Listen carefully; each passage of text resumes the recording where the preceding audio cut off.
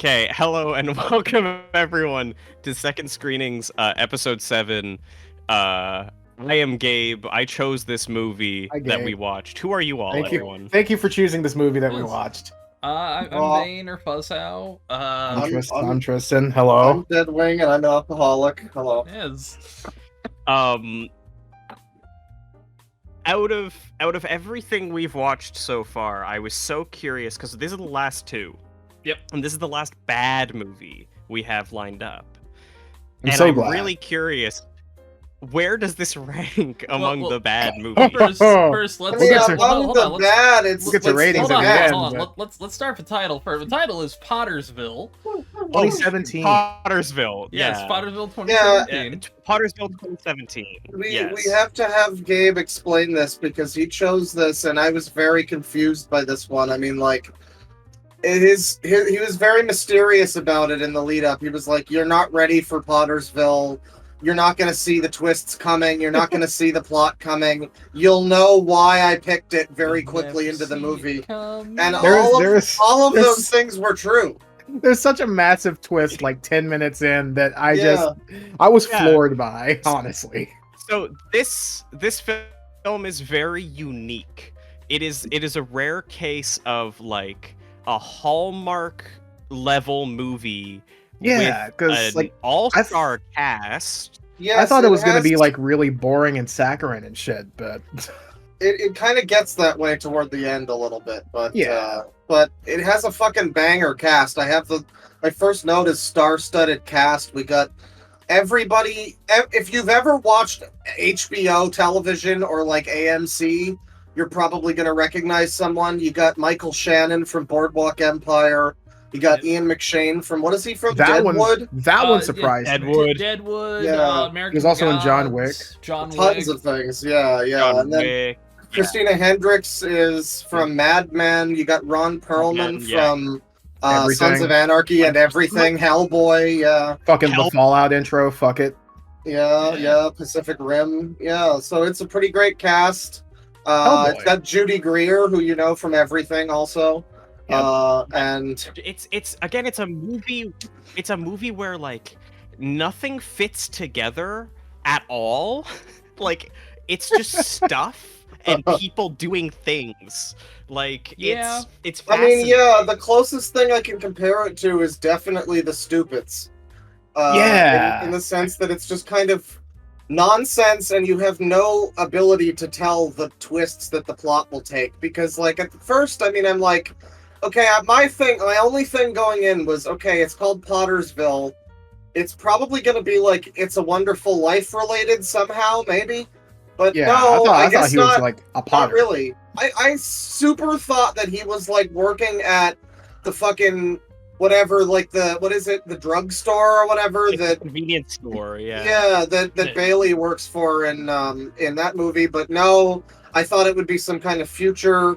What happened, like the alternate universe of if Potter took over in that movie? No. It's just an unrelated Christmas film that has a similar ending to It's a Wonderful Life and takes place in a place called Pottersville. Well, see, also, I don't know if anyone It's also barely a Christmas film. It's barely a Christmas film. I wonder if you guys had the same problem. For the first, like, 30 to 40 minutes, I really could not figure out what time period this movie was trying to be set in. I think that is intentional. I think it's going for like anachronism. I figured since the town that they're in is somewhat in disrepair that it was like concurrent to when it was released. I was mainly thinking of Stars Hollow from Gilmore Girls. It had a very like small town Connecticut. Apparently, it's filmed in New York, I guess. So yeah, it seemed like I'd say like Connecticut or upstate New York. It kind of has that same like quaint but also like rich as fuck kind of feeling. It's a very comfy little town. Okay. Yeah, it was very strange seeing the movie make the town come off as like kind of poor because the house that I can't believe Michael Shannon's in this. But the house that Michael Shannon lives in looks fucking insane. Take a step back. Yeah, let's take a step back. So this film is it is a Christmas comedy movie. Don't Let's tell take it them. back. Don't tell them the other big element until we get to it. In the No, Yeah, of yeah. course, of course. Right. Yeah. Of course. So I mean, not that there's two Um, other big ones that are kind of Tell you related. what, I We will should- spoil- should- I'll come later. spoil it. The big one is Judy Greer's in this movie. Oh my Yes, god. Yes. but I will there go was ahead a- and say, Oh, go ahead. if anything that we're saying interests you before we say the big twist, please go watch it for yourself. Yeah, It's a literally, wild ride. It's Well, just go on watch it, YouTube for free. No yeah, one it's cares about this 360p, movie. but That, I I think mean- it's on Tubi. There'll be some links down below to purchase it if you'd like to. It helps us out, you know. I would recommend it. Actually, I mean, this like is seriously. Movie, yeah, this is one of the ones where I'm like, you should probably. Why? I'm amazed that this is the bad film. Gabe, did you understand the assignment? Yeah, The birdcage no, is just going to this be movie like sucks. actually The, amazing. This the movie's birdcage. The It is a bad birdcage is movie, gonna. yeah. Well, I guess, but like, it's very entertaining. I don't know. I've seen The Birdcage already, so I know it's a good movie, and I'm excited to talk about Yeah. it. But Oh, like, yeah. we all picked like fucking dregs except for Claw. Bean Claw- picked the postal. What do No, you mean? I picked the stupids. That I was movie's saying for got like bad. a I was saying for two. bad. I was saying for bad. Okay, carpool. I guess. Carpool's yeah. a little bit of a Carpool's drag, okay. but So Not like too the much. thing is with this movie is it's not good at all. No. It's Oh, no, it's not. like cobbled together. Well, no, it's with got some elements. stones. It's got some elements. It's got some decent, like, interesting shot composition sometimes. I like the sort of weird green lighting and stuff. There are times. I think there are Some of the also, actors like, are really like Ian McShane in the hunting parts, which is all I'm gonna say, is Yeah. very, very charismatic and entertaining. So is Yeah, Ron well, that's Perlman just all Ian throughout. McShane. Yeah, I sometimes guess, Just but- like these actors, like how did I guess you it get is these carried roles? by the cast. Yeah. Yeah. It is. It really is. Like But, it's not great, but like Michael so Shannon. entertaining. Yeah, it's- Michael Shannon sells I, it. I mean, like every line that he Ron says. Perlman is doing a great job. He Ron really Perlman throughout the is. whole movie is having such a good The, time. the beautiful thing is, like, Ron Perlman kind Oh, of does that God. for. He doesn't do that for every movie he's in, but when he does, you can tell he's having a good time at least. I just realized the ramifications of Ron Perlman being in this movie. I'm going to mention them later. Okay. Okay. Okay. but yeah. So I want to actually explain what this movie for it. is. Do your Um, best. So it's a Christmas comedy film that's less than an hour and a half long. Like it is Yes, not 125. Just And yet barely it feature felt- length. I was watching it at 1.25 speed and it felt long for some reason. I don't understand. Because I was enjoying it, but like, man, that 125 doesn't fly by for some reason. long. And really, like, I'll start we'll start working through the movie. It's about a guy in a small town who's played by Michael Shannon, whose name is Maynard Grieger. Yep. His name What a is name. Maynard Grieger. I've just been calling him Michael Shannon. Yeah. I'm gonna call him Michael Shannon, yeah. And he is just like a lovable guy. Like he's always nice to everyone who comes in his store. He gives people stuff for free if they can't afford it. Oh, He's yeah. just a Well, good well, person. Well, he puts it in a Um, ledger. Remember that. He puts it in a ledger. Yeah, they he like does. That's they important talk for later. about the. It's technically important for later, but they mention the ledger. If they ever mention it once, it was like once at the beginning Yeah, and it was, never. it was, the very it beginning. never, Right at the beginning. It never came Yeah. back up, which it's like rule of threes. Maybe put one in like the middle point. Yeah, mention it again. I don't know. I haven't write another name in there, but they cut it for shenanigans. But we'll talk about that later. That's true. There are many shenanigans. This we'll movie get is to that. mostly shenanigan based. But sorry, go on. It is, yes. But so, good guy loves the town. The town is struggling because their local mill closed, as happens with every small town in movies. Yeah, I Yes. remember Every when my small local town has mill a mill. closed.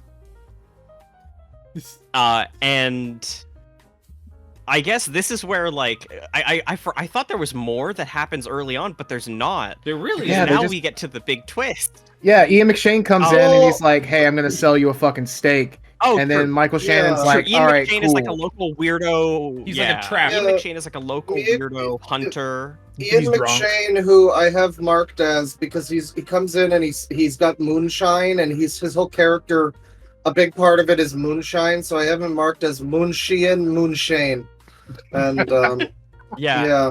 I also have a note His name, about his name is Bart. Yeah, I have a note about unnatural, stilted dialogue plus Judy Greer, because it's like the scene where she comes in, where it's just like characters kind of like, "You are nice, yeah, I am. I am gonna go home now."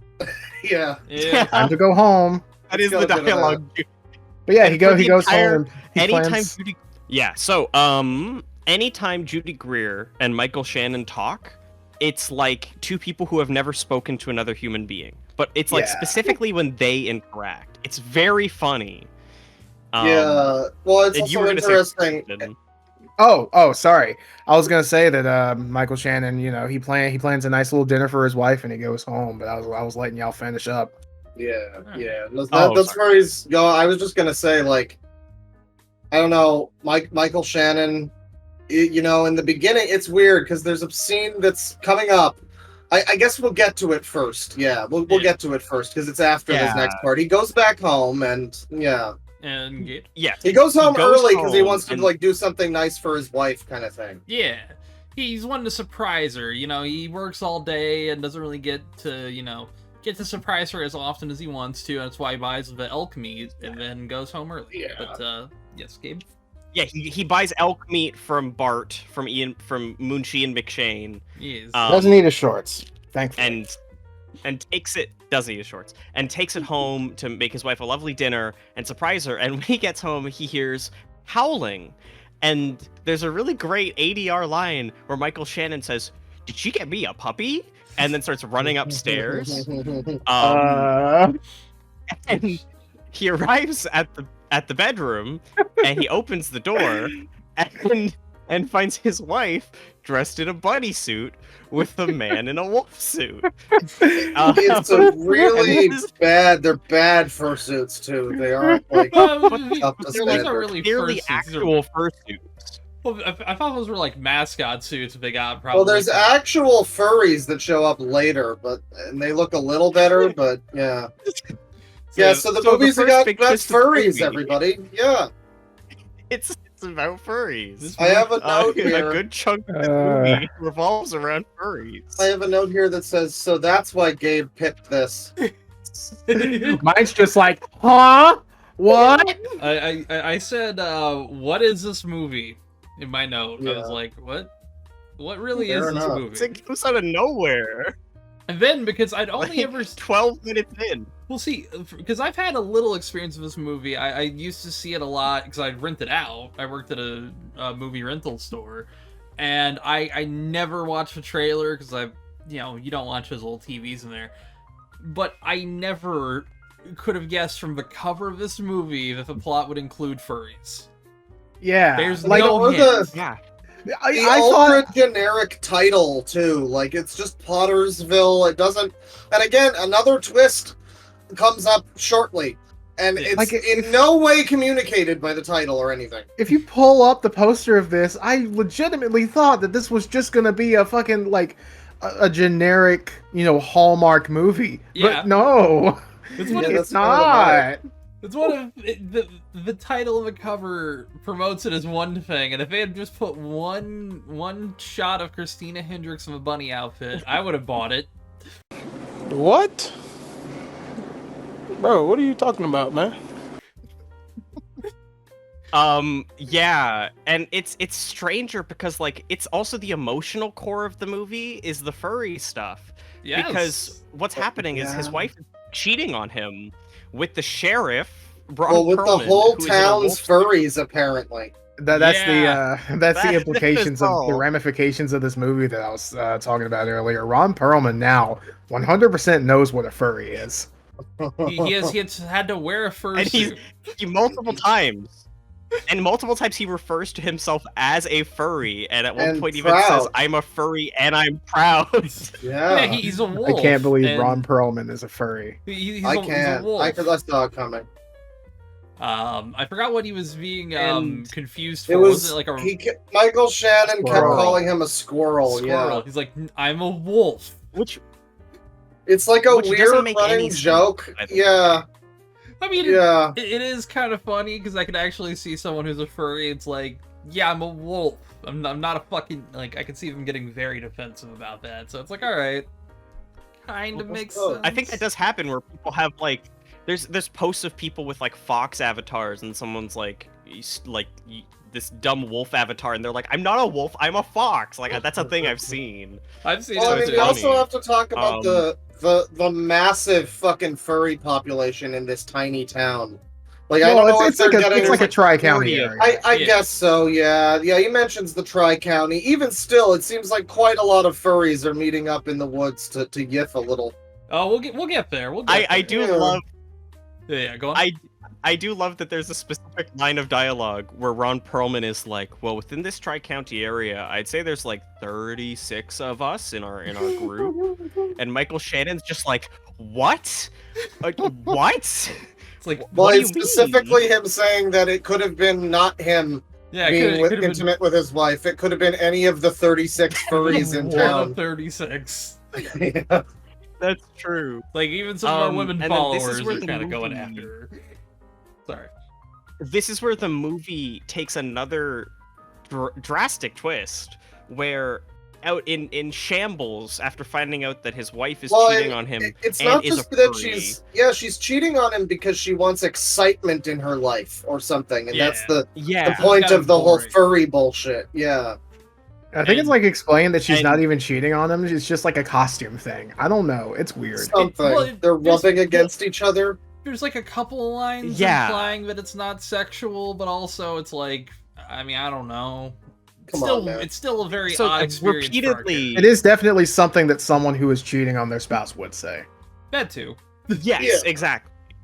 Like, there are several lines where they're like, we can't, it's against the rules. It's against the rules of being a furry to be sexual. That is one of the lines. It's a I very wonder- funny line. I wonder because, like, I'm pretty sure they're talking about like the specific tri-county organization that they've got going on. Yeah. But I wonder what Like made funny them enact animals. that fucking that rule. Yeah, there must have been like a fur. happened. There must have been like a, what was it, Furtopia 2015 or whatever, one of those. You know, they went to a convention. Rainforest. Yeah, it went a little haywire. That's what happened. They went to Rainforest and then they Yeah. cracked down. Yeah. This is too far. I can't believe it. But So, yeah, so like Ron Perlman's his a wife furry. is looking for excitement, and all this stuff's going on, and he's in shambles. So he gets really drunk off of the moonshine that Moonshi and Mookshane gave him, and he decides. And there's a line of dialogue where Michael Shannon says like, "You want to dress in a bodysuit? I'll join you in wearing a suit." And he puts on a gilet, like a military suit. At this And point, then I a thought he was gorilla going to go kill the furries. Yeah, Like- I really like thought this hunting. was about to turn into a slasher film. I mean, also because Michael Shannon was in the Iceman movie that came out. Richard Kuklinski, I think he was. Also, while he's doing this, Yeah. he's selling being drunk actually pretty well. He is somewhat. Yeah, but He's too good for I this was- movie.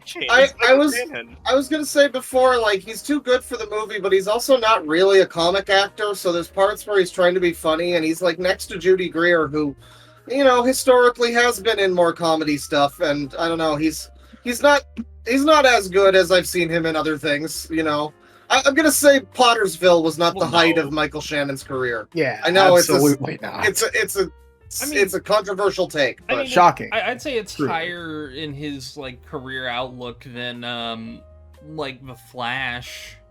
This is less embarrassing. It than outdoes the Flash. Kangaroo Jack. oh god. No, the Oh Flash god! is more Don't embarrassing. get me fucking started on that goddamn movie. No. No, I'm saying Pottersville is better than Kangaroo Jack. Yeah, I know. Oh, yeah.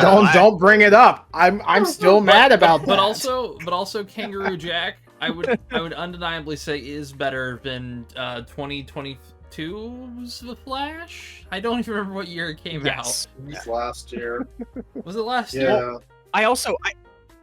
There's something I forgot to say. This film has two fascinating producers. One of them is Ron Perlman. Ron Perlman produced this movie. Oh, hell I yeah! saw It that had in the a- intro. I saw that It in was the intro. executive produced by Michael Shannon also. Oh, he had an EP? And Incredible. there's another producer, and when I saw the name, I was like, that name sounds familiar. So who's that? So I went on the Pottersville Wikipedia and I clicked on the name, and it took me somewhere I wasn't expecting. This film is produced by Patty Hearst. If you know who Patty Hearst is. Patty, explain for the audience, but I know, but I'm like, wait, what? Patty Hearst was kidnapped when she was. I shouldn't laugh. She was kidnapped when she was like 19. She's the granddaughter of a very major American publisher, and she was kidnapped for ransom for like a year and a half before all this stuff happened. It's a crazy situation. She produced this movie. Yeah, she was. It's the same wild. person. Yeah, she also produced something else recently, and I'm like, wait, what?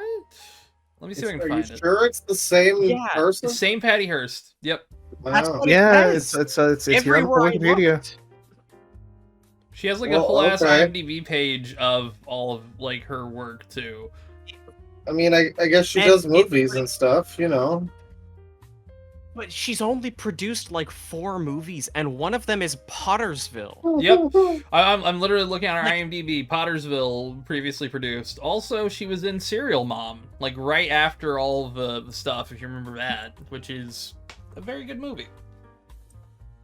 So my only suspicion with this is that they saw her name was attached to this movie and were like, oh, she's producing a movie. And, like, maybe that's how they got this cast. Like, that's my suspicion. Because I can't think of any other explanation for why all of these people would jump onto this movie. Yeah. Maybe some of them liked this. I mean, the only reason I'm thinking Thomas Lennon did it was for, like, a new tile in his bathroom or something. That's what it feels like. But also, like, I'm just thinking, when they read the script and they saw all of the stuff about furries, what do you think they thought? I'm almost certain some of them knew about furries, like... Yeah. Somebody was probably just like, oh, this seems wacky, this is funny, let's do it. Like, I'm pretty sure, like, you know, Thomas Lennon's been online enough to know what a furry is. Same with Judy Greer. And Ron Perlman produced it, so he must know. He must. Yeah, I guess so. Either that or he found out. What if Ron Perlman secretly is a furry? This is his way of coming out? Yeah. Maybe, but wants to make it more... Yeah, he's a wolf.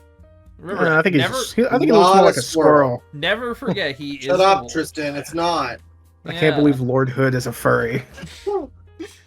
The thing I like about, like, the fact that Christina Hendricks also had to learn what a furry is. It's like, oh my god, guys. She had to wear a suit. Guys, I looked up Ron Perlman. Guys, I looked up Ron Perlman furry, and the first result is a person who was in this movie's post on Fur Affinity of them in a photo with Ron Perlman talking about how much they loved acting in a movie with Michael Shannon, Thomas Lennon, and Christina Hendricks. But not this Ron is like Perlman. heavily documented. I don't know. Admittedly, like, you know, you hire the professionals in the community you're seeking to emulate. You know, you hire the professionals. But anyways, I guess getting to the plot, he's drunk, he dresses up in a suit, and he's running around town at night, and he comes across a little statue of a boy peeing, and it's like shooting water out, so he stops to drink from it. And they focus on that for a while. They talk about it a couple times. Him drinking from the little boy statue. It's very odd. I don't know why. The first time it's kind of funny, where it's like, okay, he's hammered as shit, and you know, you see the little flashback of him in the fountain for like a second. It's like, all right, that's funny. The second time they bring it up, it's like, okay. And then they keep showing it. And then you have a third, fourth, and it's like, all right, you've gotten the chuckle out of me already. It's gone now. And so at this point, we find out the film is actually about Bigfoot. Yeah, because he like puts on the gorilla mask along with the ghillie suit. Yeah, and they believe he's Bigfoot. Well, yeah, and at multiple points, people see him in the costume in full light and don't recognize that it's a man in a stupid costume. Listen. The mill closed because of a really, really bad lead poisoning incident. We don't talk about it. Oh no, lunch late. Oh god. That's gonna date the episode. It's gonna date the episode a little bit, but hey, that's fine. But yeah, no, they start to believe that there is a Bigfoot in town after his drunken rampage. I want to say that this isn't believable, but I live in a town that would believe it. Oh, dude, this would happen somewhere. Yeah. Well, this is like every one of those sort of monster movies where it's like the town bands together to run the Bigfoot out of town, but it doesn't really go that way. Yeah, no, the town starts to embrace it immediately. Like, two guys are already like, let's sell some fucking merch, which I respect the entrepreneurial spirit. I respect it. Merch. Yeah, so now that we're this far in, we can discuss the plot of this movie is not about a man in a small town and his struggles with his wife. Yeah. It's not about the spirit of Christmas. It's not even about furry sex. The key of this plot is now there's a Australian hunter who has arrived in town. Yeah, Australian Zach Baggins. And he is basically he runs like a Zach Baggins, a ghost hunting, monster hunting. What was the big one? Oh, Finding Bigfoot. Yeah, Bigfoot Hunters. One of those shows. Bigfoot Hunters. I'm gonna find Bigfoot if it kills me. Or no. Mountain Monsters. That's the one. That's for show. Sorry. Mountain Monsters. Yep.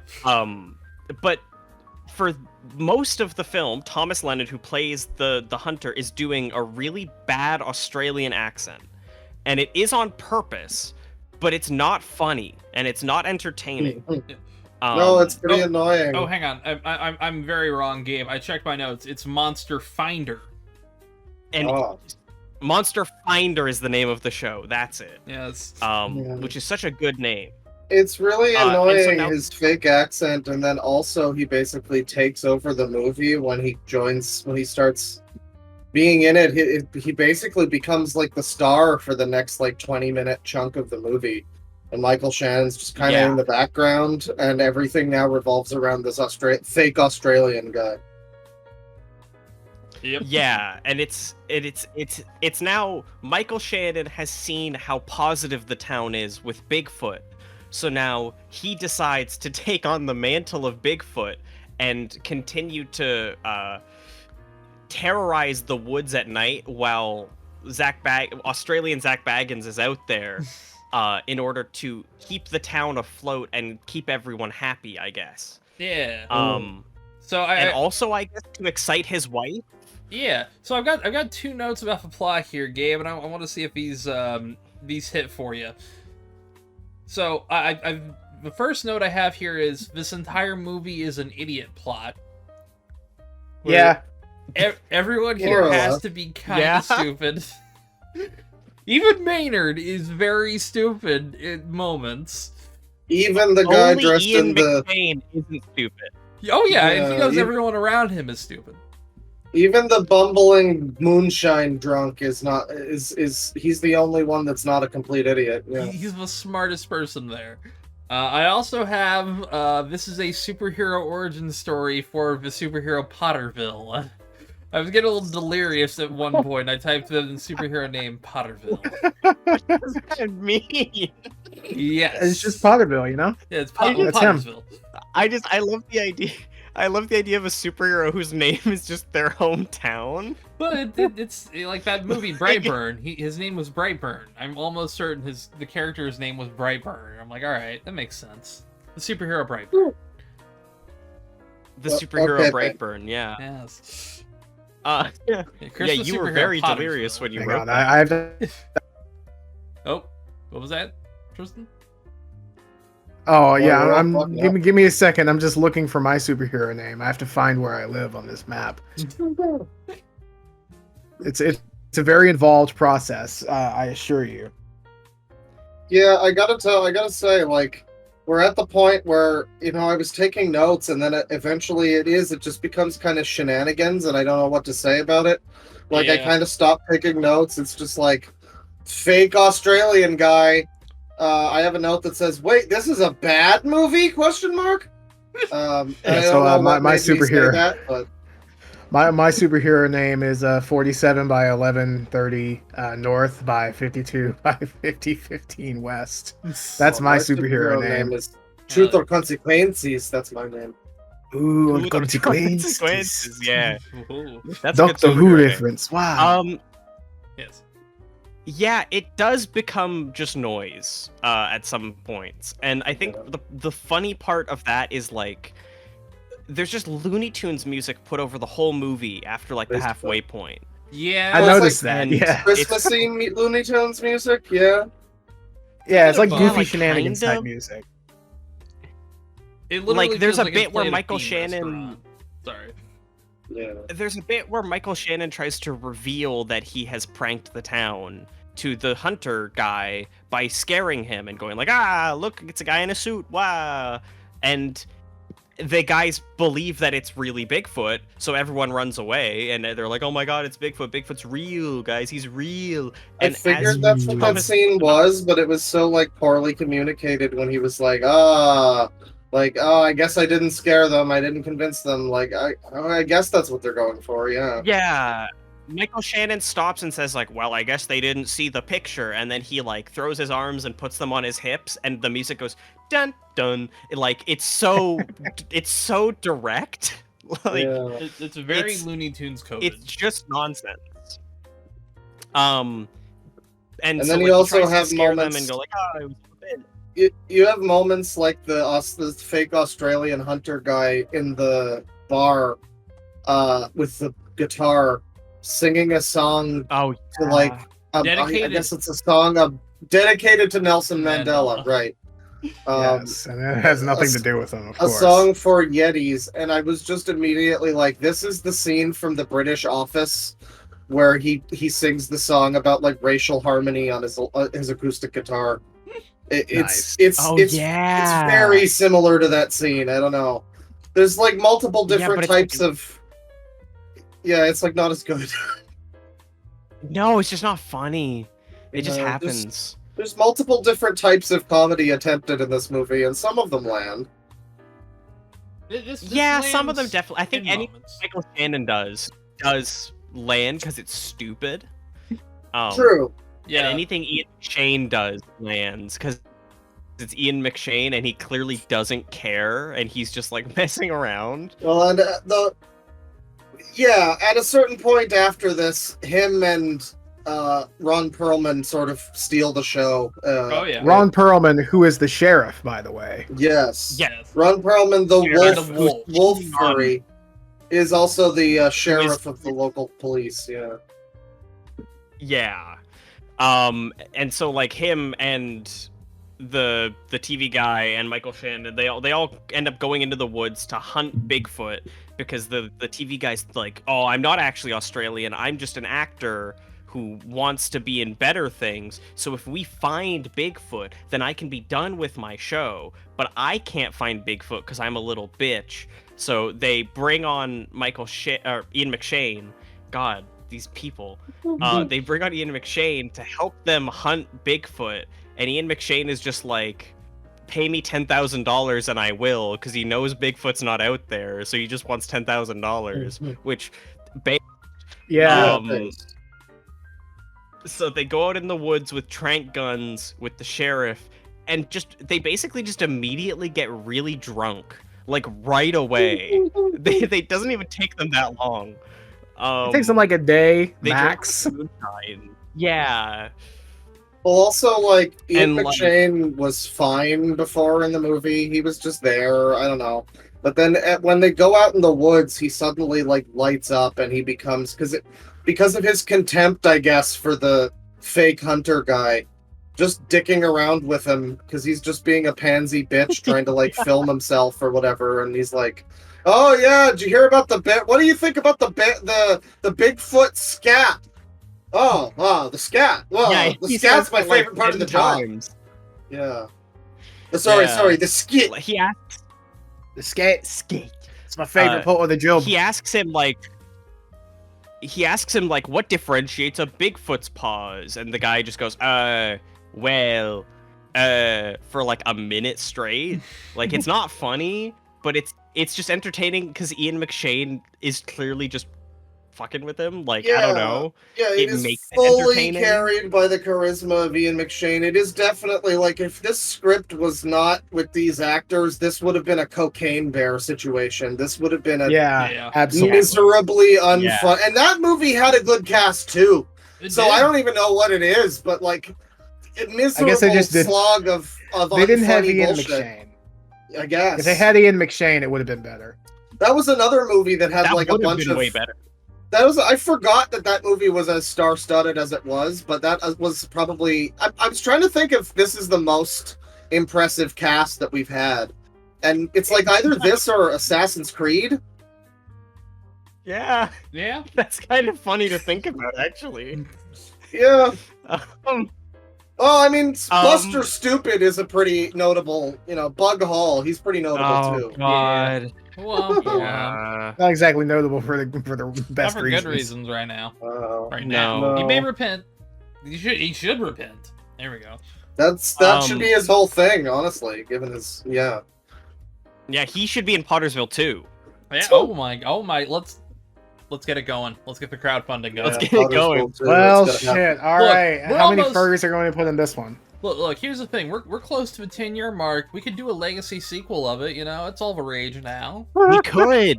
Actually, and once we get to the end of the movie, let's lay out our ideal legacy sequel for Pottersville. Oh, Can we- Fuck it. Yeah, I'll start taking fucking notes. Why not? Hell Okay, yeah. so as they're out in the woods waiting for Bigfoot to show up, who obviously, like, Ian McShane knows isn't real, and I think even the Sheriff Jack is, like, very clearly like, this is stupid, but I'm just gonna go along with this. Yeah, he's there from a rich dude. So. Well, Exactly. it's also like, you said idiot plot. I don't know, I got to a point here where I'm like, okay, so the Bigfoot's not real. So, all Michael Shannon has to do is just not go for a walk in the woods in a Bigfoot costume at any given point while this is happening. But for whatever reason, he is, like, compelled to do this at some point. Like, the hunt is going horribly because obviously there's no Bigfoot and they're just making fools of themselves. He fucking shoots the sheriff, the idiot fake Australian guy shoots deputy. the sheriff, but not the deputy, right? Yeah. He tranks him, and the guy's out cold all day, literally, because they're out in the fucking cold. And at some point during this, like, the producer for the fake Aussie guy is like, yeah, well, they're at Maynard's shop, and they're like, yeah, well, this whole thing's gonna be terrible. The town's not... I don't know exactly. Gabe, do you remember how it is that she convinces him somehow to go out there? She basically says, like, because what's happening is, as we see them out in the woods, they keep cutting back to Michael Shannon and Judy Greer, and he's, like, being called to it like the Green Goblin mask, and she's like, Maynard, hey, please come sleep with me. Come to my house, be with me. She's not even being subtle. She's like, please come and let's pop some Jiffy Pop. And it's like, I know what that means. And he's just, like, thinking about the suit. He's just, like, thinking about being Bigfoot the whole time. You can just gets hear. to the point- I mean, it gets to the point where it's like, it feels like everyone, at least Judy Greer, should be able to pick up on the fact, like, what's going on. But no, they are just oblivious. Like, you think, I had a moment there where she was saying to him, he asks her while he's stocking a shelf, he's like, what do you think they're going to do when they catch the fake Bigfoot if it's not a real Bigfoot? And she says, oh, knowing, I think it's Bart or maybe Sheriff Jack or whatever, knowing them, they'll probably string him up and shoot him, string his head up or something. And so I'm assuming at this point, that was where I was like, okay, she knows. She's just fucking with him. And at the end, it'll be like, of course I knew all along. No, they are just that dumb. They are just all that dumb. She finds the Bigfoot suit in, like, a banker bag and goes, oh my god, he's It's Bigfoot. really him. Oh my god. It's Mr. Sheet. But then she like leaves, and then he puts on the Bigfoot suit and runs out in the woods, and then she comes back and goes, I know your secret, but he's already gone. And it's like, why didn't you just say it to him before you left? Well, she was conflicted. He also left like a note on the typewriter, and it's never revealed what that said. Oh Yeah! You're Oh, yeah. expecting the Michael Shannon voiceover. There's clearly a bunch of text on the page, but I think Amazing. I wrote suicide note. Like, it feels like it. Oh yeah, I Because he wrote knows. Bigfoot suicide note. Yeah. And then so he's run out now. He's gone back out in the woods, and we cut back, and they're all drunk. The TV guy's given up basically. He's just like, I'm gonna get blasted, whatever. And he's explaining to Ron Perlman about how Bigfoot is an alien and it committed intergalactic crimes, and so it's been sent to Earth as punishment. And drunk Ron Perlman delivers one of my favorite lines in the movie, where he like pulls his head into his he pulls it in like a turtle and raises his arms and says, "You mean like the planet is like a prison for Bigfoot?" And the guy goes, "Yeah." And it's like, it's just nonsense. It's like, and then so he they're the sure predators is. from the Predator movies. All right. Yeah, but like the way he delivers it just kills me. I don't know, there's something about it. Like, all those lines are so good. He's fucking great. And then they Again, start imagine if and they start Ron hearing Perlman annoyed. was. Yeah, I'm just gonna say, imagine if Ron Perlman or any of those cast members were like, generic Hallmark actors. It would not have worked out well. Dean Cain as Ron Perlman's character. Oh god, yeah. Or like who's like a standard sheriff in like all that stuff. I don't even know anymore. I'm so William Sadler. Yeah. Yeah, I can see that. I can see that actually.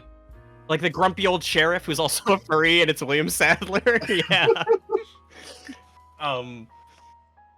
But they start hearing a noise out in the distance, and they're like, wait a minute.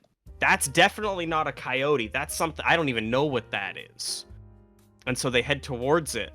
And do any of you guys want to explain what they find? Because it is The one of furry the greatest- ritual site. Yep. It is It's such a good reveal. It's furry Caligula. I mean, it's hell on Furry earth. Bohemian Grove. It's a furry gangbang, basically. Yeah. Yeah. Without the sex, But because it's not as we all just- know. Yeah, it's that not goes allowed against in the the club. code. I wrote So, it. but this is I guess in some way this is meant to like summon Bigfoot or something. It's like a ritual guess. for Bigfoot, I think they say. Well, Yeah, and I they wrote. keep saying, we love Bigfoot. Yeah, I wrote down Yeah. the name of it. The first annual Squatch Watch Spirit Gathering that I added /gangbang. I wonder if they ever had a second one. Yeah. We'll see. Oh, But it's where. Oh, okay. Thank you for saying that. All right, continue. What? Just Huh? continue. It's What? something for later. What? It's something for later. Oh, It'll you're make right. You're sense right. No, later. never mind. You're right. You're right. Oh Yeah. yeah, okay, yeah, I get you. So anyways, yeah, they come across a big furry gathering, and this is where Ian McShane gets to have it explained to him.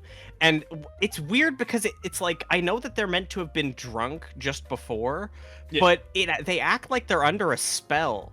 Like, the TV host is immediately into it. He loves it. Like, And as we all know, Ron Perlman is of course a furry. and Ron Yeah. Perlman is like trying to cover up the fact that he's already a furry. So He's he's trying like, to hide a huge "Oh." hard on. He's like, well, he tries to hide it until he decides to stop trying to hide it, and he just goes full, I'm a furry and I'm proud! And I'm furry and I'm proud. Ian McShane has the best possible response, Gabe. So it's great because as all this is happening, Ian McShane looks like visibly confused, like they didn't explain to him what he was gonna find. Like, And he even goes- like the actor didn't see this part in the script, is the feeling. Yeah. He read the and first he 20 just goes- pages and he had it. And he just goes, "What's a furry?" and Ron Perlman goes, "A furry is a person." And and it just like escalates, and I don't know what reaction you're talking about, Claw. Oh, is it when he shoots the gun in the air? Because he's he pulled a boogie. The moment Ron Perlman says he's a furry and proud, Ian McShane pulls a boogie and fires directly into the air to like clear the air. Yeah, which is Whoa. And he's just like, what is this? Stop it! Go home. It's amazing. It really is. Like, again, watch this movie because it's just fun. It's a good time. Oh, and I think we passed this already, but I also have an important quote from Ian McShane. If a snake had ears, would you screw it? Yeah, that one was strange. The answer to that is evidently yes, by the way. It's implied to be yes. It was meant to be rhetorical. We did miss a couple of things, and I want to bring them up while we're here, just so we can knock these out real quick. We missed a fecal equals funny moment. There's a moment fecal funny. Yeah, fake Australian scene. Yeah, he's pooping. Right. And he's got no toilet paper. Estoy pooping, yeah. Yes. And he's there. That's my least favorite scene in the movie until Ian McShane shows up pooping beside him and steals his phone. That's my least favorite scene up until that point. That's fair. Yeah. The other point I want to bring up is, again, I didn't understand attraction to furries until I saw Christina Hendricks in a fursuit. I just had to make that point. I wrote it down. All right, hang on. Hold on a minute. What? Yeah. Look, Christina Hendricks is hot. If she was, I get it. I get it now. It's like, all right, I would fuck her in a fursuit. I get that. Anything else I don't understand about furries, but that I get. Well, all right. And we should also say this is where the actual fursuits showed up. Like, there's actual professional fursuits in this movie. There's a bunch of them.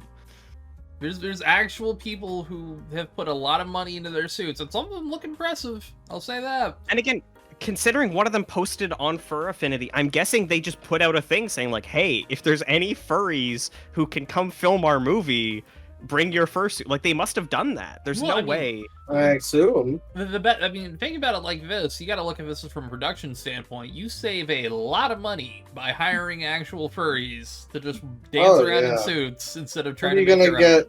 Yeah, you're gonna get fucking a whole prop department to make fursuits. Just get them to.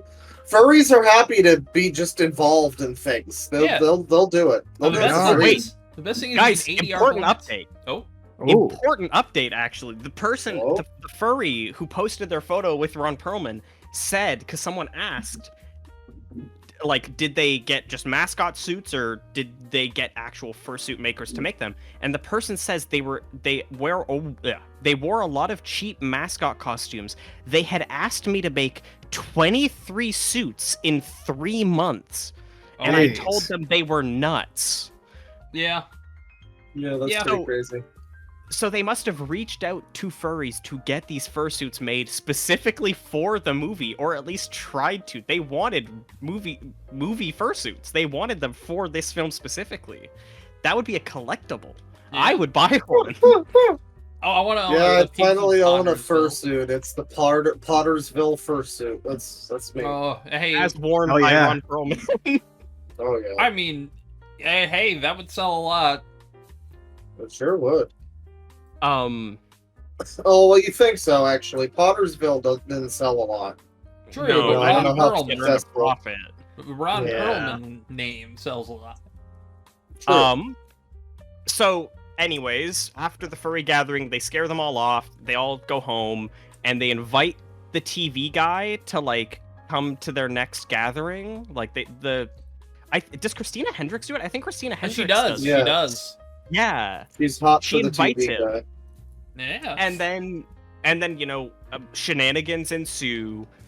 Michael Shannon's out there in the Bigfoot suit, and the TV host guy is like shooting off Trank randomly, and so Ian McShane, because he knows it's him, he's not an idiot, so he tranks him, and then goes to Michael Shannon's body and covers it up so that they can't see that it's a guy in a suit, and like, because he's just a bro, And so the TV guy takes off tranquilized Michael Shannon, and they head into town, and he like takes out a megaphone and like wakes up the whole fucking town to do this without checking, see if it's actually Bigfoot first. Like, he just gets everyone out of their houses to do this. Well, I mean, he's a fraud. He just wants the fame. I guess it makes sense. Yeah. Sure, but he doesn't even... Sort of. It's like a light sheet. He could have just gone, oh, that's a guy in a gorilla. Well, it's also really obvious that it's a gorilla outfit, too. I mean, like... yeah, gorilla mask and a ghillie suit. So, like, it's, you know... How would you not put those two together? But he's so dumb, he's not even looking at it. Exactly. And then... So they round up the whole town, including all of the furries who are still in their fursuits, which is really funny. I don't know why it's so funny to me that they all come out to see Bigfoot, because they love Bigfoot. As Christina Hendricks says many times, I love Bigfoot. We just love Bigfoot. She says it a lot. They pull out Michael Shannon, and they take the sheet off of him, and everyone's like, oh my god, it's Bigfoot, guys. That's really Bigfoot. Like, in light, under, like, a street lamp, they're still completely oblivious to the fact that it's a man in a suit. Yeah, it's insanity. Totally not looking. They are not paying any attention. It's just the stupidest thing ever. And they take the mask off, and the Judy Greer runs in and goes like, that's not Bigfoot, that's Maynard. He runs the general store, and she like says it in a way that cracks me up for some reason. And then the Australian guy turns and looks like straight down camera in a really weird shot and just says, "It's a big hoax, ain't it?" I'm gonna sue all of you, isn't it? It's very bizarre. Like, everything just like is happening. And then everyone gets mad at him for faking being Bigfoot, and it's all a hoax, and everyone's all sad, and it's the all is lost moment. Yeah, it's the most all is lost moment ever. It's like 5 minutes later that this is resolved, by the way. The whole town hates him. In 5 minutes, that plot is over. Yeah. Yeah. I also want to mention one thing real quick. Did anyone notice how many fucking Utz packages was around? This movie was sponsored by Utz. I did not. I did not notice a single one, actually. What is Utz? They're like a product very placement. Cheap, yeah, it's a very cheap brand of chips. They're pretty solid, but they're relatively cheap. These! I know these. Yeah, with like the girl eating the chips. That's the logo. Typically, like Utz used to be cheese balls. That's what I knew them from, but. Yeah, but it was a lot of like I noticed that everywhere, and I'm like, they get sponsored by Utz. Sorry, yeah, no, that's weird. I have not noticed, but that's I didn't notice that at all. Yeah. Tell you what, folks, on your rewatch, because you're rewatching this obviously 4 times. Yes. Yeah. One for each of us that had to watch it. Take a little notice, especially in the packing up scene, because I noticed there's like a lot of those like Utz brand boxes, and he's sticking stuff back in them, and I'm like, whenever you're at a movie theater watching Pottersville with a big crowd, you know your cue is to throw Utz at the screen every time you see an Utz. You know, we're guys, close to the I have a 10-year genius anniversary. idea. Yeah? I have a genius idea. We need to rent out a movie theater and film an MST3K style video of us watching this movie intoxicated next Christmas. Love that. We should do that. Yeah, I would actually love to do that. That would go so hard. Even if we have to do just like even a janky live stream in like a fucking rented Airbnb where we just get horribly drunk and like co-stream it. Even if it's it has on to be that. YouTube. Yeah, it's on YouTube. We can The do entire movie's on YouTube. Like, no one's gonna take it down. We can do it. Fuck it. But in the all is lost moment, there's a quote here I want to mention where like a woman just walks up and just like starts yelling at Maynard and says, "I ought to stick a big foot up your ass." And she says it so weirdly, and I was just like, why did you say that like that? Listen, Grandma's not used to swearing. Yeah. I'm gonna take a big foot and shove it up your ass. So, yeah, the all is lost moment. Everyone's sad because Bigfoot's not real, and so the town has lost all hope. But then this Bigfoot movie becomes a Christmas movie in the last like 10 minutes. Yep. And they're like, well, it started as a Christmas movie, stopped being a Christmas movie, and then remembered that the end of a Christmas movie, more specifically a movie that I assumed was going to be in some way related to It's a Wonderful Life, requires the moment where all the townsfolk band together and, save the main character or whatever. Yeah, I literally have a note in here that says it's trying to figure out its message in the last 10 minutes. It's very... Does it have a message? No. What is the message? Just be nice to people? It does, and we'll get to that. It does have a message.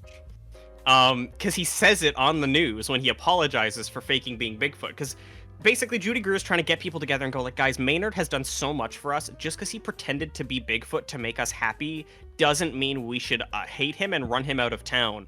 Which, I'd say that's kind of fair. That's when it's revealed that the ledger is actually empty. Yep, he had. I remember the ledger that he mentioned in the first 2 minutes of the movie, at most, and never again. At most 4 minutes. I never wanted anything back from them. They I really appreciate that they actually said what it was, because I had completely forgotten. When they pulled it out, I was like, what is that? And then it was like, remember the ledger? It was like his fucking plans. Yeah, she does pull it out and then explain to the audience what it is and why this is happening, which is a really funny way to resolve your movie. Well, it's like if they had added one more scene of just, saying, of him doing that again, at least. Rule just of 3. one more time. Yeah, rule of 3 that bitch, at the very least. I would say maybe even rule of 4 if you have to. Do it 4 times. Yeah.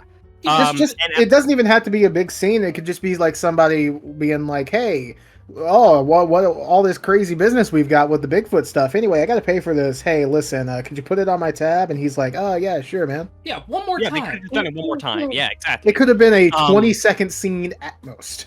Yeah, sorry, Gabe, go on. I just noticed a mistake in one of my notes that I'm excited to get to. Also, I just want to shout out the word Stacy Gutierrez. Stacy Gutierrez. Yeah. She said it in a very like that little special way. flourish. I like it. The news reporter. Yeah, so the news reporter... Well, this is reporter... after a random news reporter appears to do a special interest story about Maynard.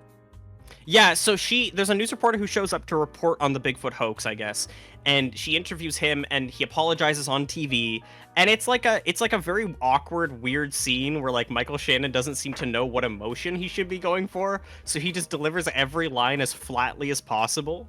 Yeah. And at one point, she says why, what made you want to do this? And he gives this speech about seeing the town so happy and seeing what being Bigfoot did for the people, and then he ends it off... became the Joker for for other people. Yeah. And then at the very end, he says a quote here that I wrote down because the more I thought about it, the less it made sense. He says, and I guess this is the message of the movie: hope isn't always the most realistic thing, but it tends to make the world a bigger place. Did he say bigger? Yes, I'm fairly certain he said bigger. I do not think he said better. Moving beyond the fact that, hope being the theme of the movie or message or whatever is kind of fucking bizarre, but, making the world a bigger place. That's good. I will double check it right now. Again, this movie is free to watch on YouTube. It's entirely on YouTube. I'm fairly certain he says bigger.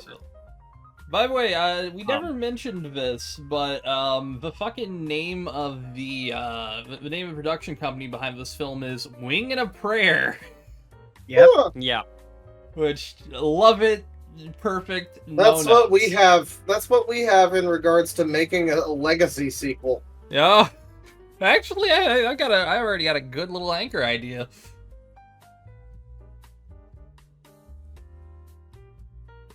Yeah, no, I'm very curious to see what, I'm curious to see what the budget was for this movie really quick. Yeah, I don't know. So he does say better, but he says it in a way where it's he half mumbles it, and I couldn't make out what he said. So that's on me. Okay. That's on him for mumbling it. But it's still a weird thing that the message of this Bigfoot movie is apparently something about hope. With this It wasn't Bigfoot really furry yeah movie. It wasn't Yeah. really communicated that hope was like something that the town. I guess it was down on its luck because of the mill. I don't know. It was bizarre theming at the end. Yeah. I it have a doesn't note that's make like, sense. is this schmaltzy bullshit like a joke? Question mark. I don't think it was. No, it's real. Yeah. Then after this is when we get to a scene that's it's what I guess you're talking about when you talk about the It's a Wonderful Life stuff, where he's in his store and just the entire town piles in all at once and lines up to individually apologize to him one by one before writing their name in the ledger as like a way of like, I guess, showing that they are paying him back, or like maybe they owe him. I don't get what the action of putting it in the ledger does. Yeah, I'm not 100% But- sure. They start it's like a- piling money on this fucking account. Again, it's basically, if you've never seen it, It's a Wonderful Life ends where the people of the town all realize how much they appreciate, what's his name? Bailey, Jimmy Stewart. They appreciate him. Yeah. And so they all go and give him a bunch of money, and like, because he's down on his luck, he's gonna like lose his house or whatever, and so they all just heap money on him, and it's like, yay, Christmas is saved because everyone cares for each other. And that's basically the ending here, except entirely unearned and for no reason and out of nowhere. Well, and Yeah. it's like if every single person who was kind of mean to me piled into my place of business all at once, lined up and apologized to me one by one before writing their name in a giant book, I would think I was going insane or about to die. Yeah, I think I I read a creepypasta like that once. They're gonna kill me. Oh no. But then my favorite part of that is the news reporter who was there to interview him is still there, and she goes, "Guys, something crazy is happening. We have to report on this." So like it's just Must be a weird slow news moment. night. Yeah. And then his wife, who did cheat on him, no matter what way you cut it, comes up and is like, "Hey, you should get back with me, and Yes. we can wear the Bigfoot suit and get kind of freaky I was sometime." I was so scared that he was gonna get back with her. No, hang on. Hold up here. Let me defend this. Do we see who it was? I mean, I'm gonna be that guy and be like, yeah, I would have went back. I would have Man. totally, Hey, utterly. So anyways, so adults are talking. So Yeah, fuck so you, she fuck you. Ah, But did it. then he kind of has like a Sigma moment where he like leans in and hugs her and whispers in her ear that he's not gonna get back together with her and that she should go off and live a happy life. And and then she hates that. and she hates it. He is And so she's mad. pissed. And so she just like storms off to, continue being a furry. And then he immediately turns around to his new girlfriend Judy Greer, and I had a note that was just the friendship ended with wife, friendship acquired with Judy Greer. Like So basically that. I should say I was high while I was watching it because Of course. I've seen Oh, this yeah, movie brother. before, and so I didn't feel like I had to watch it sober. that's fair. Excuse me. And so I did take a note there, and I guess I got confused because I said, and then he gets together with Kathy Griffin. Happy Griffin. Where'd she come from?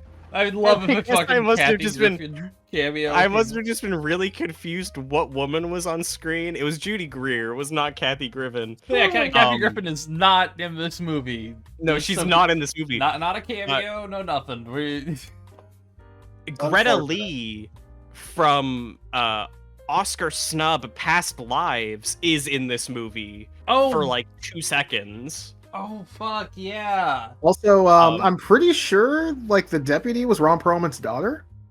I'm pretty sure. Yeah, her name is Blake Perlman in the credits. So yeah. Yeah. Oh, Shit. okay.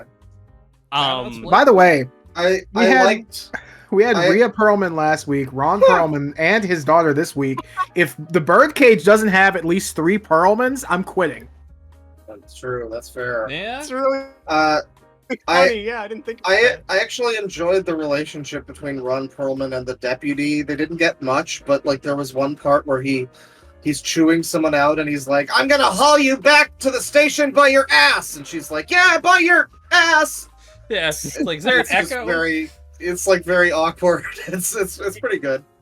Yeah, and it's that must have been fun just for them filming as like a father and daughter, I guess. That must have just been a cute little, Yeah. At this moment, as the film is wrapping up, we get a little montage of everyone happy and everything's working out. And so basically, the TV guy, whose name has been Brock Masterson throughout the entire film, I have neglected to mention that because it's so generic. Of like, I think I called him. Masterson. Did I call him Lieutenant Dangle earlier? I had to know. What is he from? Where do I know that guy from? Reno 911 mostly. Oh, okay. Yeah. That guy. Okay. I had a note here. I think he was also. I remember him in like a Ben Stiller movie. What was it? Oh, he's in Night at the Museum, I think, because I think he. It would have been that. Oh yeah, Night at the It would have been Museum. that. I think I saw him. I had a note I didn't bring up here that said, "Hellboy and Mr. Wednesday follow Lieutenant Dangle to kidnap Zod." Because he Basically, actually yeah. he wrote the Night at the Museum movies as well. Wait, Wow. he did?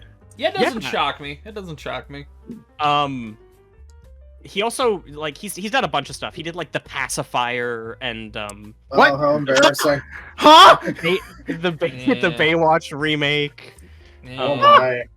The only one of his movies that he's written besides Night at the Museum that I kind of enjoy is Balls of Fury, and that's because that movie is dumb, stupid nonsense.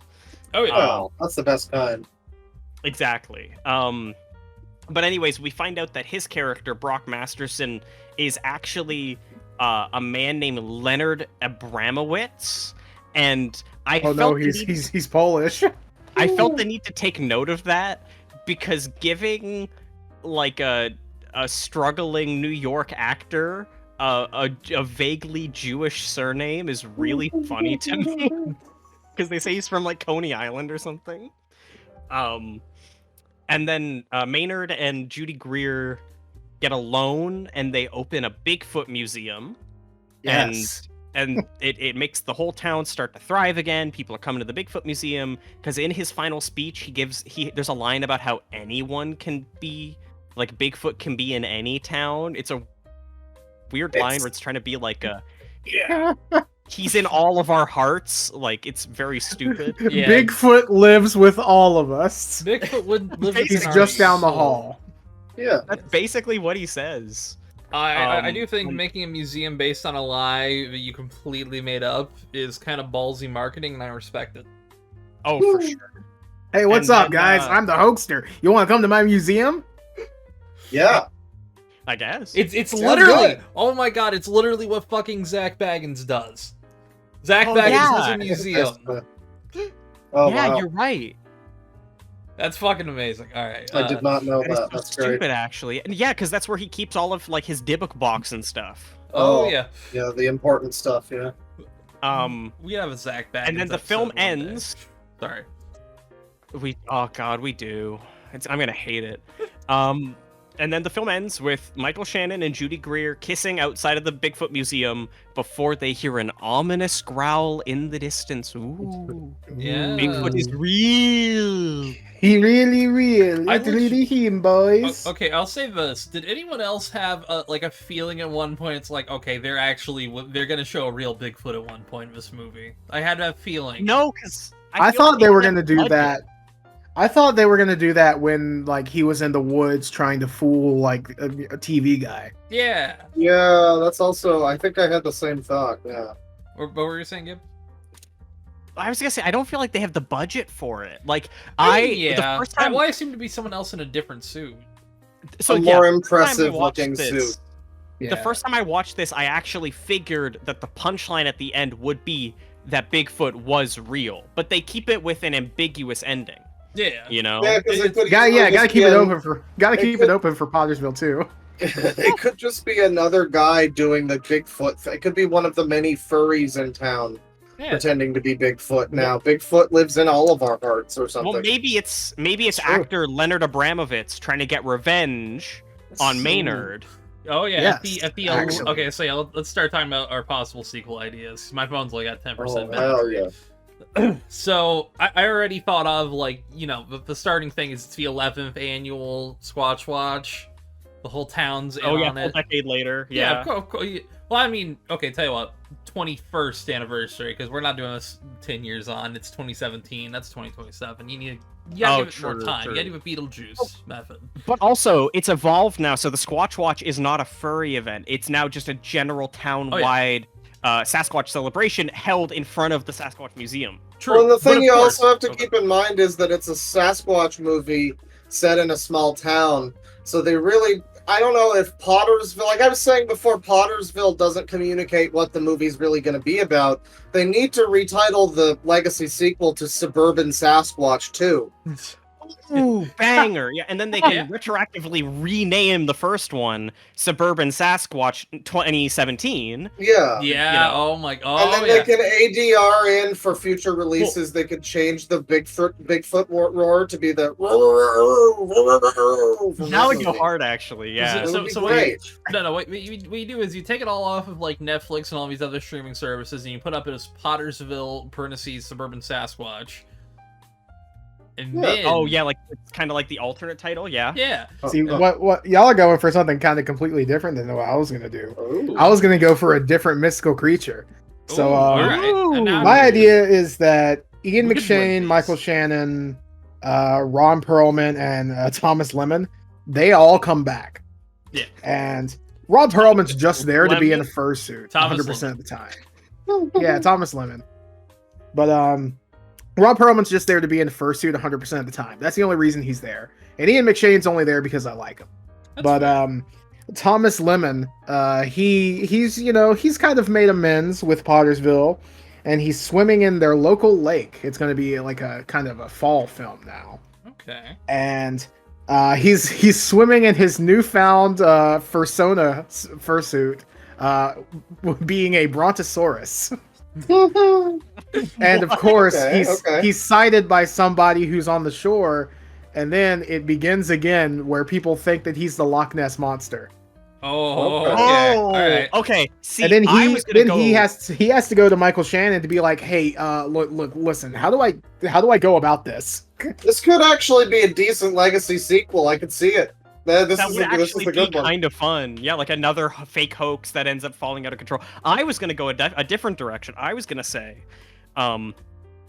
Thomas Lemon has shown up in town to make amends, and he is now a goat furry.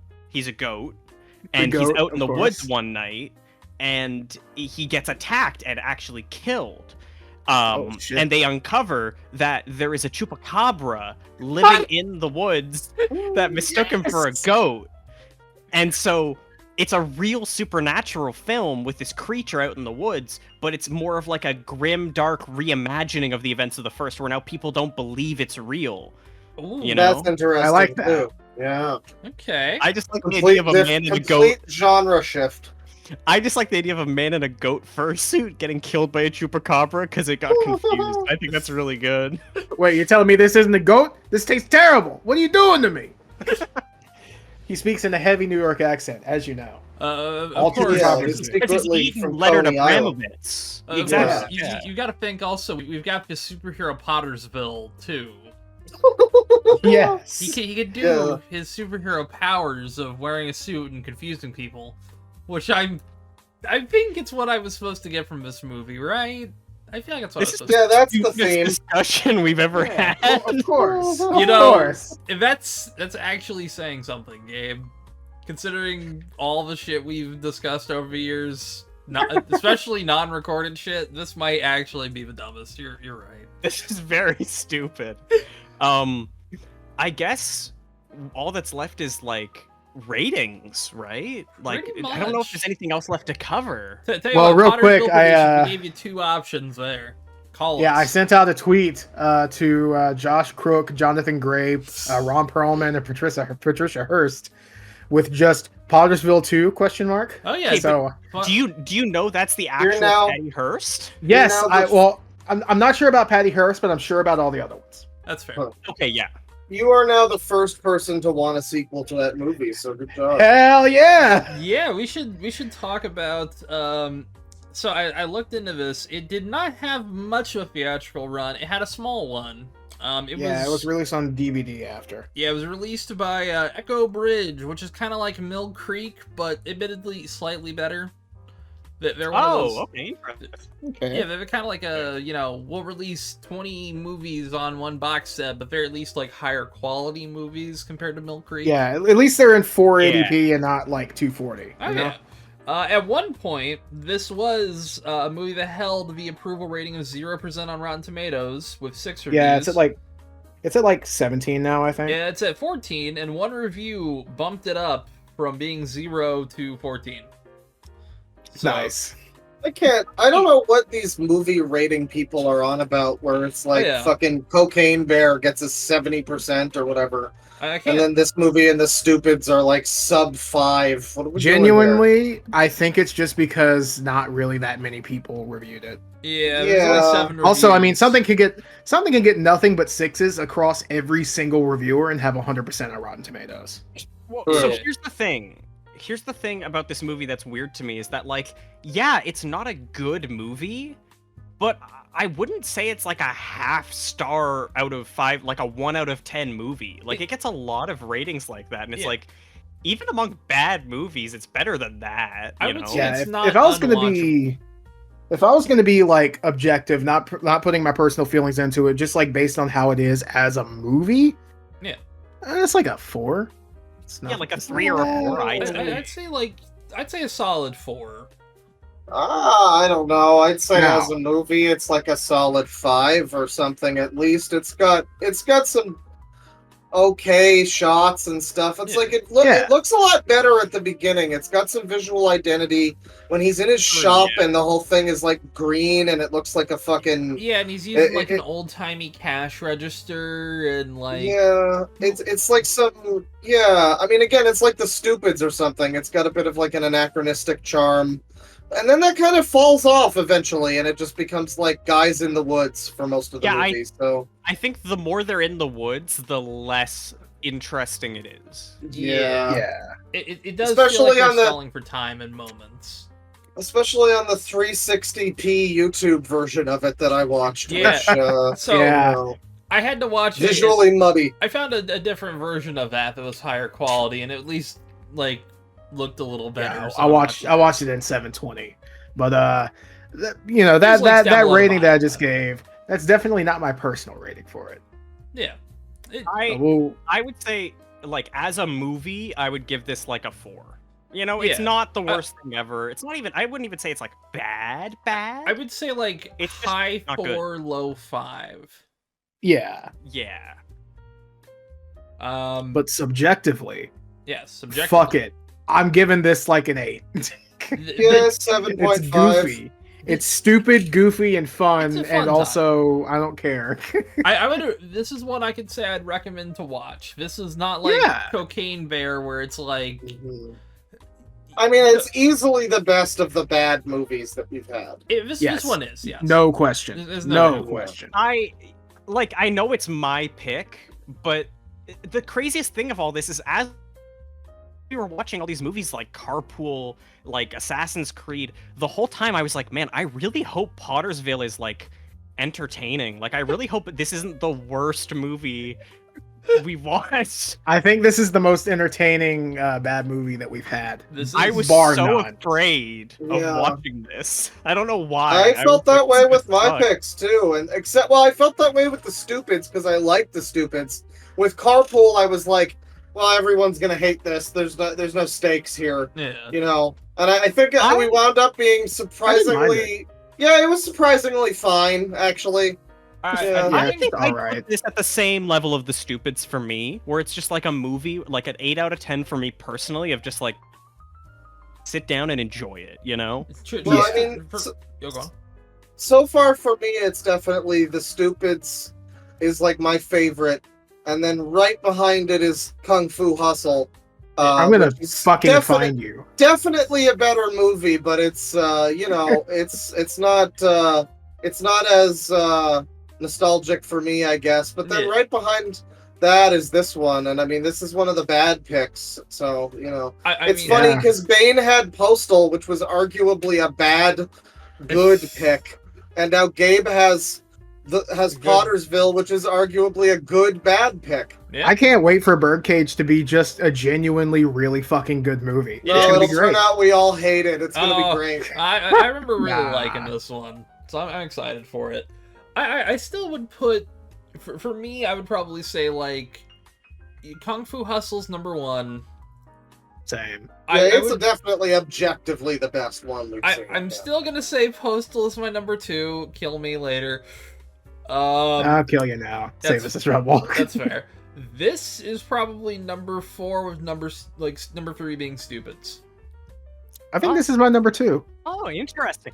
3 is Stupids for sure. I'm really excited to get to the end because I know we said before at the very end of the season we want to go back and like rank them all out and see how our ratings compare. Yeah. Because we've all had like the same opinion.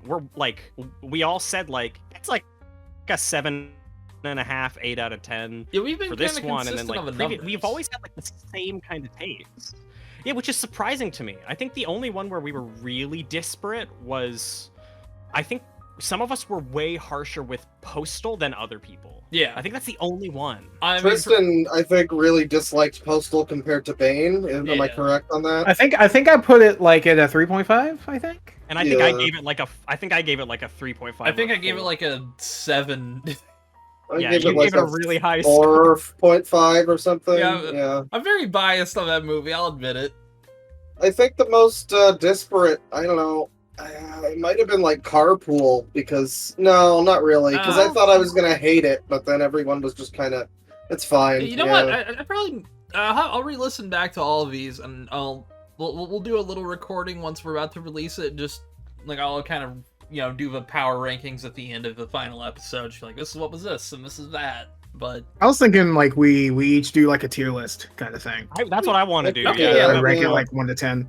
Just so we can have something to visually put up and say, hey, look at this. Tell you what we'll do. Let's do like the A, B, C, D, F. Okay. Actually, I'll do that right now. Yeah. No, that's fun. Get a tier list made for us, Tristan. Thank you. I will do that. Oh God. Yeah. No. Welcome to Pottersville, I guess, everyone. Yeah. Gabe just posted the enjoy your stay. Gabe just posted the I guess the box cut, the DVD art or whatever, and yeah. You would never ever guess that this movie has the plot or whatever that it does. I mean, the cover, there's not a furry in sight. There's not a Bigfoot in sight.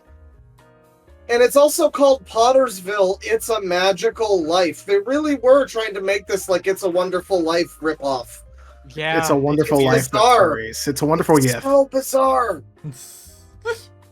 Well, with that, folks, we're currently approaching the runtime of the movie in the non-edited version. So, Ooh, okay, that's not bad at all. Yeah. This flew by way faster than watching the movie. I'll give it that. I gotta give it that much. The movie, yeah. Again, there were some moments it could have trimmed, but it was a God, what a terrible fucking poster this is too. It looks like they're all just awkwardly photoshopped on there. Michael Shannon's head doesn't even look like it belongs on his body. Oh God, yeah. We're looking Christina at Hendricks looks like she's taking her clothes off. That is, I mean, shut up, Bane. No, right. Ian McShane looks like he's from a different movie. God. he probably If you look, you can see Judy Greer's hair is like Photoshop erase blur tooled. Oh my God. Yeah, That is that's not great. the one we're using for the thumbnail, which is actually a pretty nice cover if you look in the thumbnail. And then Thomas Lemon over there has a Christmas hat photoshopped onto his head. It's clearly not part He of never the wears one in the photo. movie. I'm pretty sure there's not even a single Santa hat in the movie. I don't even think he wears that outfit. Yeah, in the I would movie. say I don't think he wears a does. puffer vest like that puffer vest at least. I know he Doesn't does. wear it. Wait, no, he wears a puffer vest, but I don't think it was that color orange. That is orange. No, yeah, Am I it's- colorblind? Ladies and it's All kind right. of a yellow orange. Ladies and whatever. gentlemen, Yes. Pottersville. Yes. Potter- Go watch it. It's good. Yes, you can find links to it down below in the description. It is extremely refreshing to watch. That was one of my notes I forgot to say. It is so refreshing to watch a movie where I have no idea what was happening in the fucking plot. Like, I mean, like, I had no way to tell, like, what was gonna come next. You see a lot of movies and you're like, oh, this is what's gonna happen, and there's elements of that here, like with him and Judy Greer, but man, I mean, I guess people would see what's coming now, but man, what a fun ride when you don't expect it. It's a wild one. I think it's a good time. I'm really glad that I chose this, because, like, yeah, it's a Christmas movie. It could have been done around Christmas at some point in the future, but like, it's such a non-Christmas movie that it works. Exactly. In fact, I think it makes it more absurd. But by the time this will be edited and released, this may be coming out in November anyway, so hey, it'll be tough. Hey! Christmas time! It come! Wow! Alright, folks. Well, with that, episode 7's in the can. You can click either the links on screen or down below to the next episode, which would be the last one of the season, or the previous one, or a playlist. Who knows? Ooh. I'm giving myself options. There will probably be a playlist made up now. Yes, and with that, how do we want to outro this one? Pottersville. Pottersville. Penis. Yes. Penisville. Pottersville. Penis Pottersville furry penis. Yeah. Penis Pottersville forever. Yes. I've already stopped recording. Yeah.